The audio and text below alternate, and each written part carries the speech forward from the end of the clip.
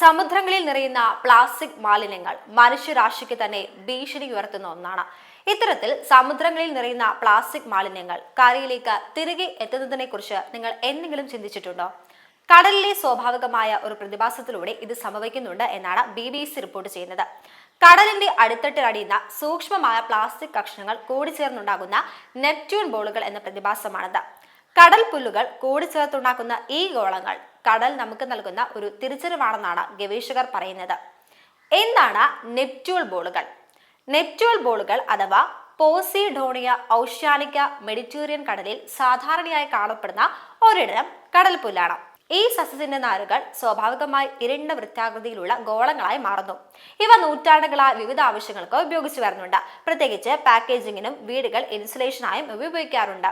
Barcelona സർവകലാശാലയിലെ ഗവേഷകർ നടത്തിയ പഠനത്തിലാണ് ഈ നെപ്റ്റ്യൂൺ ബോളുകളുടെ പുതിയൊരു ധർമ്മം കണ്ടെത്തിയത്. കടലിലെ പ്ലാസ്റ്റിക് മാലിന്യങ്ങൾ ശേഖരിക്കുന്ന ഒരു സ്വാഭാവിക തൂപ്പുകാരനായി ഇവ പ്രവർത്തിക്കുന്നു. നെപ്റ്റ്യൂൺ ബോളുകൾ പ്ലാസ്റ്റിക് എങ്ങനെയാണ് ശേഖരിക്കുന്നത് എന്ന് നോക്കാം. കടലിലേക്ക് എത്തുന്ന മിക്ക പ്ലാസ്റ്റിക് മാലിന്യങ്ങളും, പ്രത്യേകിച്ച് മൈക്രോ കോംപ്ലോസിറ്റുകൾ, 5 മില്ലിമീറ്ററിൽ താഴെ വലുപ്പമുള്ള പ്ലാസ്റ്റിക് കഷ്ണങ്ങൾ നദികളിലൂടെയാണ് എത്തുന്നത്.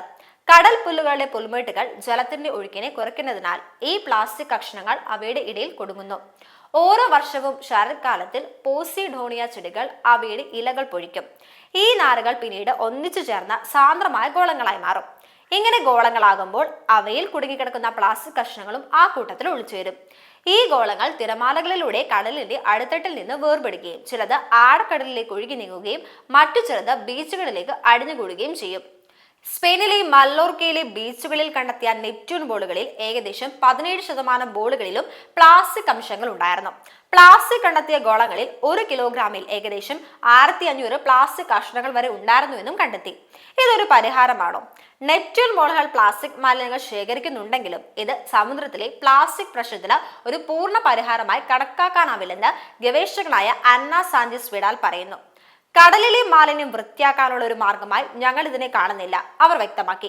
മനുഷ്യൻ കടലിലേക്ക് തള്ളിക്കറഞ്ഞ മാലിന്യങ്ങൾ കടൽ തിരിച്ചു നൽകുന്ന ഒരു പ്രകൃതിപരമായ മാർഗം മാത്രമാണിത്.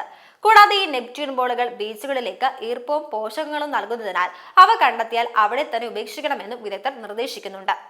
കടൽ പുല്ലുകൾ നേരിടുന്ന വെല്ലുവിളികൾ എന്തൊക്കെയാണെന്ന് നോക്കാം.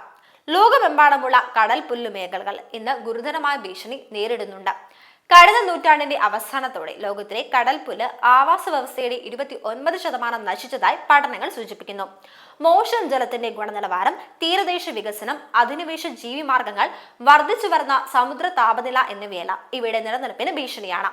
നെപ്റ്റ്യൂൺ ബോളുകൾ കടലിലെ മാലിന്യ പ്രശ്നത്തിന് പരിഹാരമല്ലെങ്കിലും അത് മനുഷ്യന്റെ പ്രവർത്തികൾ പ്രകൃതിയെ എങ്ങനെ ദോഷകരമായി ബാധിക്കുന്നു എന്നതിന്റെ ഒരു ഓർമ്മപ്പെടുത്തലാണ്. അതുകൊണ്ട് തന്നെ ഈ പ്രതിഭാസത്തെക്കുറിച്ച് കൂടുതൽ മനസ്സിലാക്കുകയും നമ്മുടെ പരിസ്ഥിതിയെ സംരക്ഷിക്കാൻ ആവശ്യമായ നടപടികൾ സ്വീകരിക്കുകയും ചെയ്യേണ്ടത് പ്രധാനമാണ്.